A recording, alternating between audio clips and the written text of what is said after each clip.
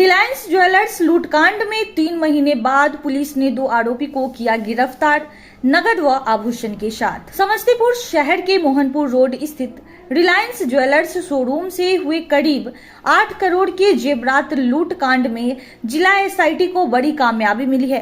Police ने वैज्ञानिक अनुसंधान के आधार पर सूरत में छापेमारी कर लूट में शामिल 2 लुटेरा को गिरफ्तार किया है, जिसकी निशानदेही पर सोना बिक्री का 4.85 लाख रुपए के साथ ही कुछ जेवरात भी बरामद करने में सफलता पाई है।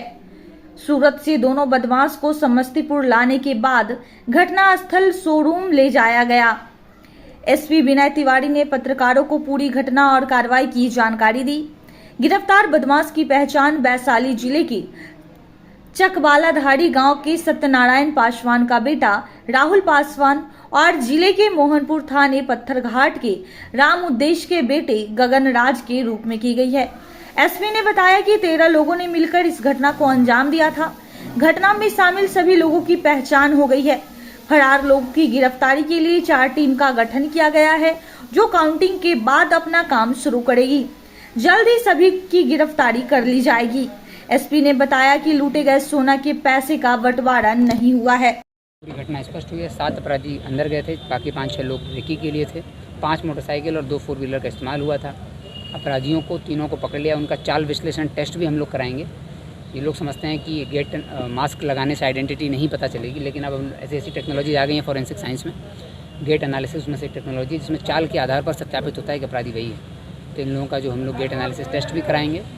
गांधीनगर एफएसएल से हम लोगों ने पिछले साल बैंक लूट में कराया था। उसी आधार पर तीनों चिन्हित अपराधियों को गिरफ्तार भी किया गया। बाकी सबका आइडेंटिफिकेशन क्लियर हो गया। इन लोगों ने बाकी सोने को कहाँ ठिकाने लगाया है, किस अपराधी को दिया है, कहाँ बेचा गया है, वो भी ज्ञात हो गया है। अब चुनाव के बाद 4 टीमें इसमें अलग अलग राज्यों में निकलेंगी गिरफ्तारी के लिए।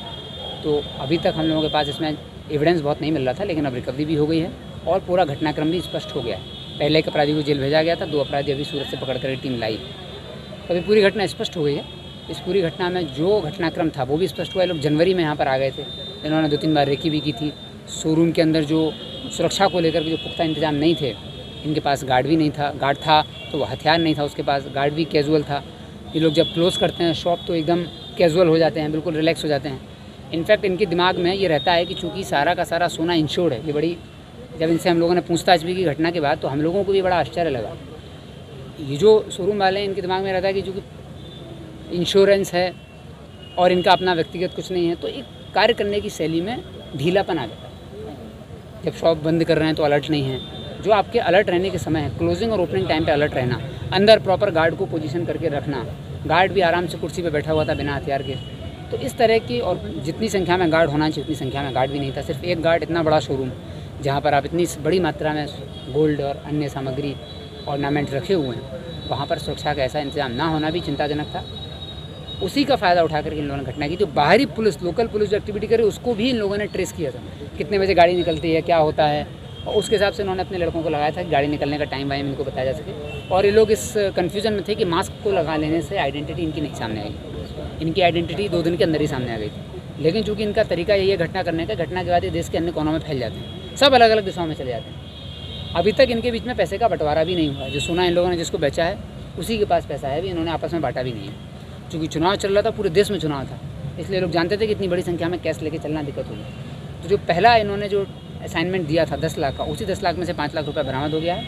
अन्य पैसा इन लोगों का बंटवारा होना था अभी। तो ये लोग अपनी प्लानिंग करके रखे थे। लोकल पुलिस के बारे में भी इन लोगों को इनपुट था, लेकिन ये सोचते हैं कि इनकी मॉडस यही है, घटना करने के बाद अलग अलग राज्यों में छुप जाओ और फिर 6-7 महीने बाद इकट्ठे हो किसी और राज्य में घटना करो। तो कलकत्ता की जेल से छोटू पासवान ने इस पूरी घटना की प्लानिंग की थी। कर्मवीर नाम का अपराधी है वैशाली का।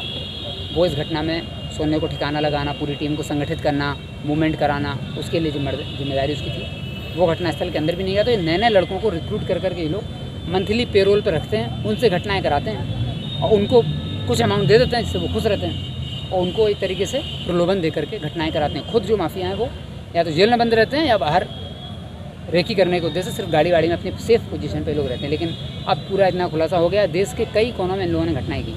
कलकत्ता ज्वेलर्स में जो घटना की थी वो तो हम लोग को, उसमें तो वांटेड भी है कर्मवीर, और कलकत्ता पुलिस, आंध्र प्रदेश, तेलंगाना पुलिस और देहरादून पुलिस और एसटीएफ, इन सभी से हम लोगों को सहयोग मिला है इस घटना को समझने में और अपराधियों को गिरफ्तार करने में।